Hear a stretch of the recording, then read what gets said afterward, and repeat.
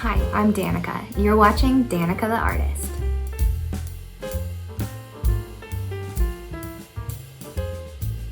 If you're a griever or just feeling stuck, this beginner art activity is just for you.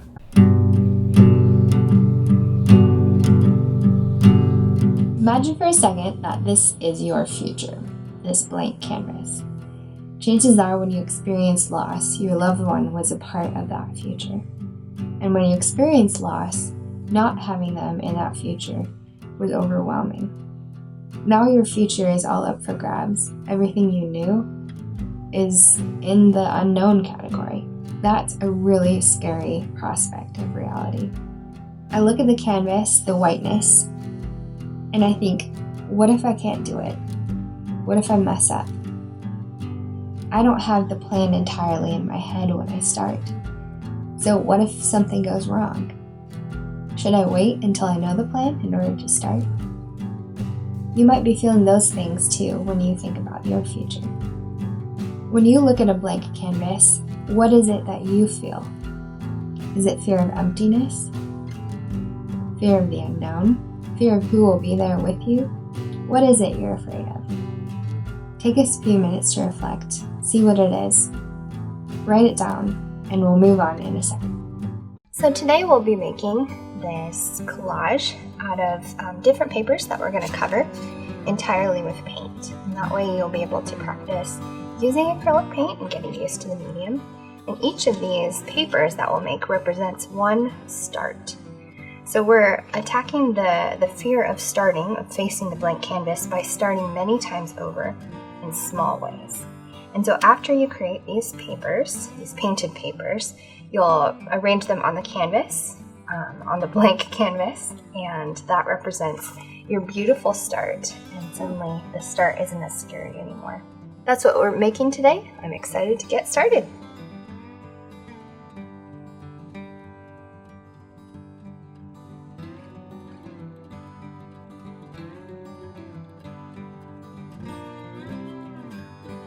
Alright, so all you'll need for today's project is 2 pieces of watercolor paper or cardstock. Anything thicker is good. You just don't want to use like printer paper or notebook paper because the paint will make it ripple. Definitely grab a palette of some sort. I like to use paper plates because easy cleanup. And squirt on, a good size amount, maybe a teaspoon, of each color that you want to use. I suggest trying several different bright colors and then black and white because we'll experiment with a couple of techniques today.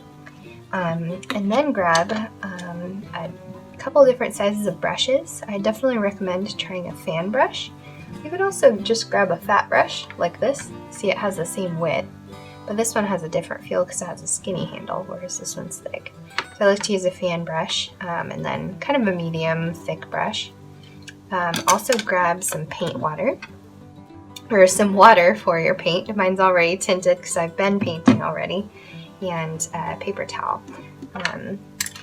And you'll probably want to use a scrap piece of paper that you can paint on top of so that you don't paint whatever surface you're going on top of.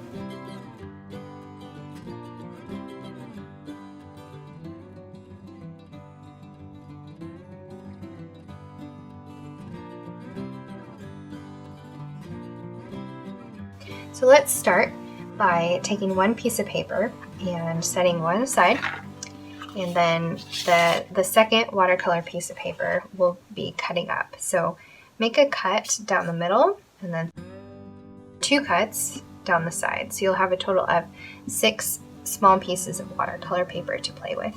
You can use scissors for this. I have a paper cutter that I like to use to make the process easier. But don't focus on making them perfectly sized because we're going to cut them up even further. So if they're wonky, that's totally fine and okay. So go ahead and cut that and we'll go right back. Alright, so I have my 6 pieces of watercolor paper here. I mentioned in the video thinking about how does the blank canvas make you feel. So if you want to do this, you can grab a pencil and write down how does the blank canvas make you feel. This is totally optional, so if you're already uncomfortable, that's totally fine. If this makes you feel better, though, it does help to write out your fears, what you're afraid of, because it has less power over you when you actually speak it aloud or write it aloud. So for me, when I face the blank canvas, just in art, I wonder, can I do this? And often, what if I mess up? And I think that's very similar in loss, too. I'm facing a future without my loved one, and I'm wondering, can I really go on? And what if I make a mistake? They're not there to help. So those are really valid kind of things. I don't know how to start. That's a big deal for both art and loss. How do I even begin this new life that I'm facing?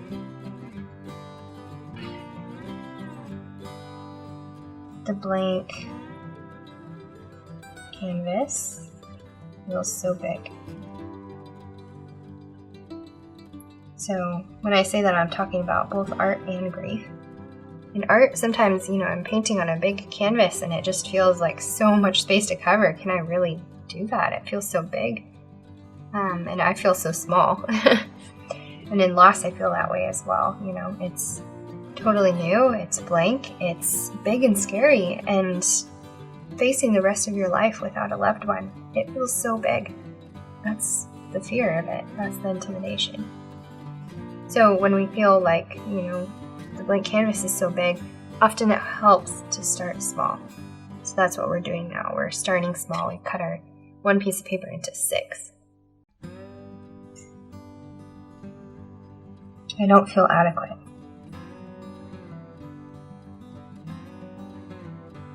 I don't even know how to spell adequate. That makes me feel great. So in art, I'm a working artist, and I often don't feel like I'm adequate enough to finish a project. So if you're not a working artist, I can only imagine how you feel. But the thing is, just starting and enjoying art for its process is so valid. In grief, it feels like you're not adequate to continue. Maybe grief, maybe loss has changed your role in the family, your position in your friend group, whatever. Maybe you don't feel adequate to fill those shoes. I think that's as much as I can identify how I feel when I face the blank canvas, but maybe more will come to me. So I'll just keep the pencil on this side. So let's get started. We're going to cover up these things that we wrote because they are valid things, but we're going to show them that they're not the only truth there is, all of these fears. We're going to do something about them. So let's start by dipping your fan brush or larger brush, like this, into one of the colors of paint, whichever one's calling you. I really like yellow, so I'm going to do that. And if you're new to this, I just suggest, just paint. Just try different things. Notice how the paint feels on the canvas. Notice how the brush feels, how you can change brush strokes.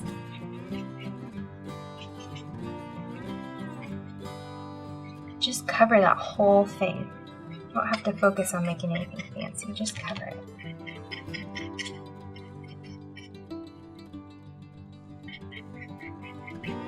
Man, I can see those words that I wrote. I don't know if you can on the video. So I'm going to actually add a color by washing my brush first in the water, dabbing it on the paper towel, and then trying a new color. And I'm going to add it to these so that you can't see the words that I wrote. So that's a cool dynamic. So it's all wet, and I can change kind of the color of the piece. I'm changing the way the brush strokes go. That's really cool. And red and yellow make orange. So that's what we've done by trying these two colors. Look, we just started. Look at that. So go ahead and set that aside. Wash your brush, dab it on the paper towel. Let's try a new one. This one says the blank canvas feels so big. So we're going to show it. So I'm going to start with a black over here. You can follow along if you'd like. or you can just start exploring your own. I'm going to show you how to make a gradient.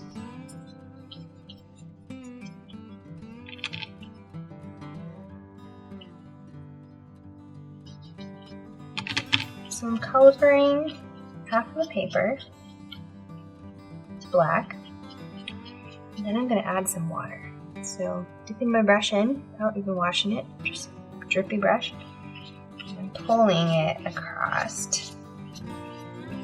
So it pulls the paint that's already on there. I'm going to wash my brush now so that I can get the lightest down here. Oh, look at that. This is called a gradient when it goes from light to dark or dark to light. Look at that, we've just started again. Go ahead and start. Put that aside to dry. Let's try mixing two colors. How about blue and yellow? Let's put yellow on one side.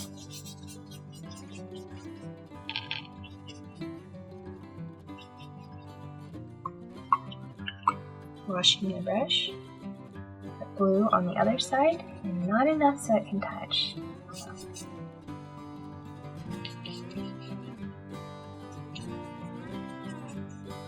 You remember from kindergarten? What does blue and yellow make?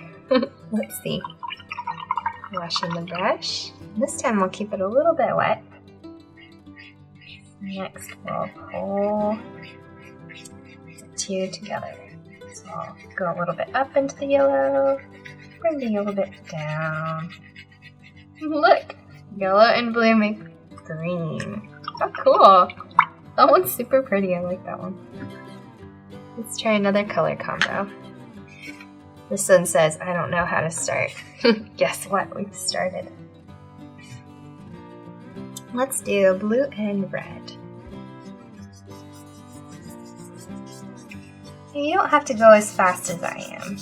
I just want to make sure that I value your time by getting all the information out to you so you can either follow along and pause as you want, or watch the video first and then do it. So I'm doing it fast. You can take the time you need to do this. Don't feel like you have to be pressured to make something quickly. So look at that's red and blue, and I can already see it mixing, so I won't even wash my brush. Just go like this. Red and blue make purple. Wow, it's so pretty. I like these. That's cool. Alright, one more. Let's try, or two more. Let's try a new brush. So I'll get this medium brush. I'm going to do polka dots.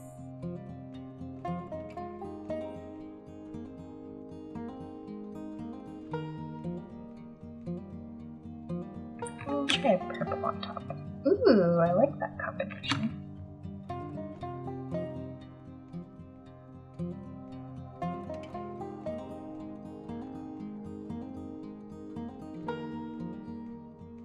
Look at that, another one.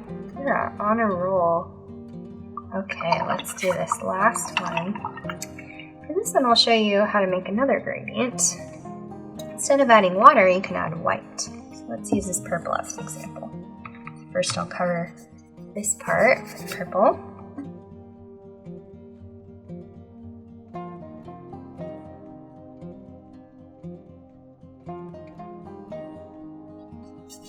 You feel paralyzed by starting. It's just so healing to just start. Even if what ends up coming out of your start is not gorgeous or perfect,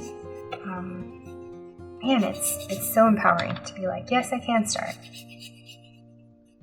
So I've done white on this side. You can't see it yet because I haven't combined it. Now I'm pulling it into the purple. Ooh, it's so pretty. Kind of pulling the purple back down. So that's a gradient. We didn't use water this time, we used white. I'll show you another cool thing we can do. So crumple up that paper towel and dab. You can add textures to it. Well, my paint kind of dried really fast, so what I'll do is just kind of dab it in this purple. Just go doo -doo -doo. You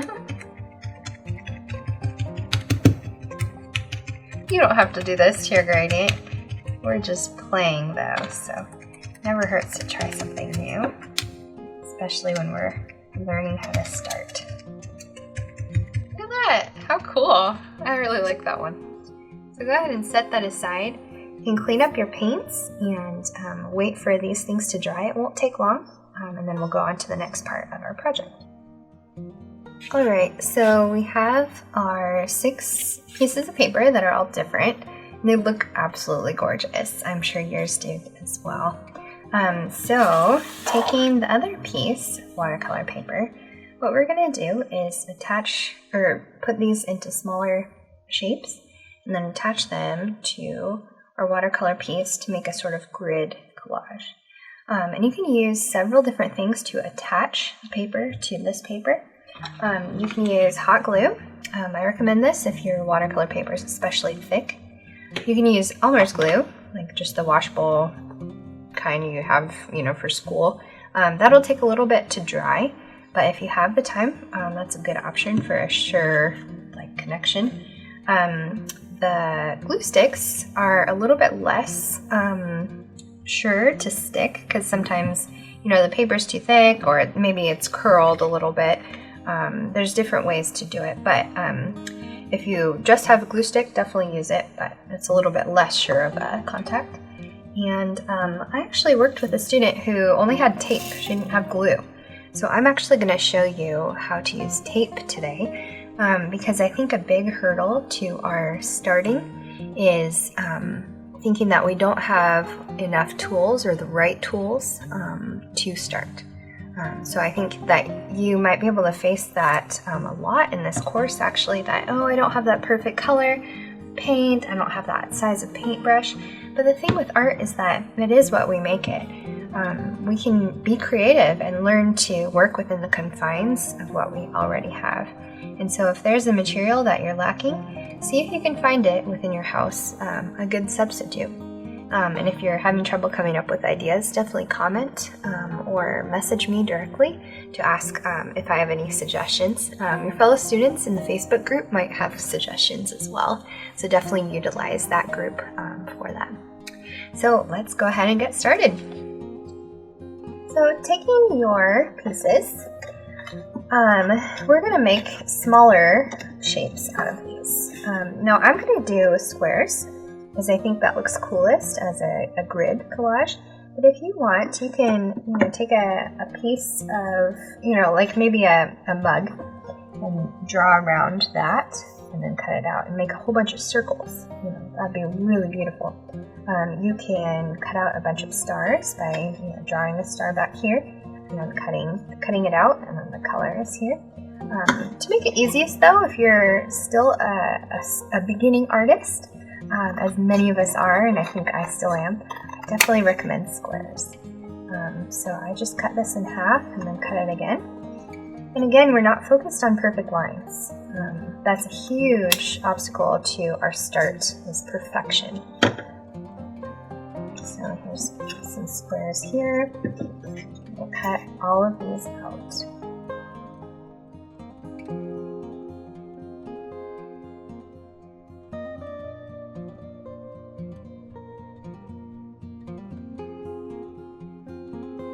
Okay, so I've cut up all of my pieces into squares, and next we're going to think about how do we want to arrange them on a piece of paper. So if you're doing squares, you could probably fit about 4 with nice space in between, or 3 with nice space in between, or 4 with less space in between. So it's up to you what you like. Maybe you want a more room to display your beautiful pieces. We won't use all of them, but having many to choose from gives us options. So that's kind of fun. So a good way to do this is to just arrange them, just randomly, whatever's close, just grab it, because they are mobile still for us to move around until we glue them down. So we have complete control over here.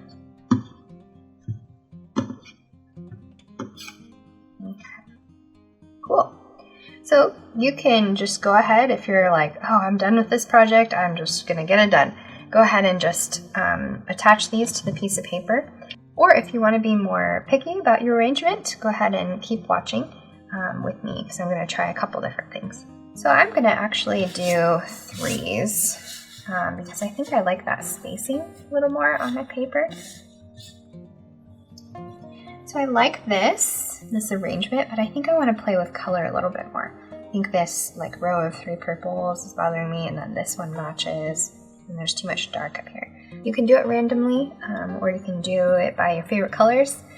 Maybe your lost loved one has a favorite color, and you want to pattern, your favorite color and their favorite color together.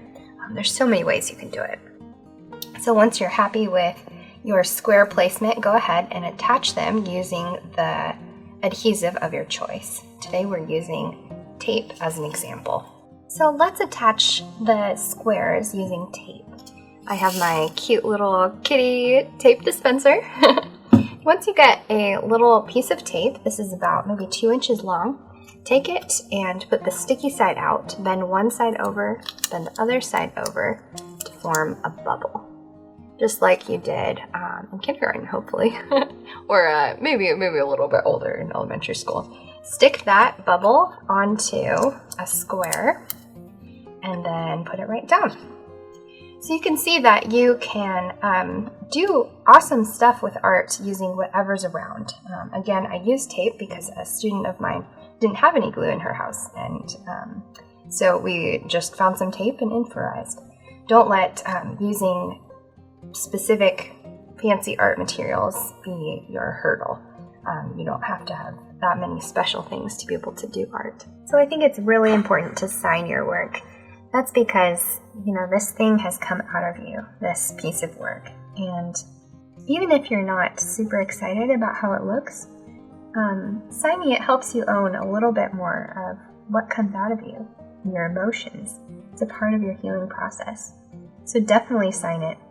Here I also wrote Facing the Blank Canvas, which is the title of our lesson today.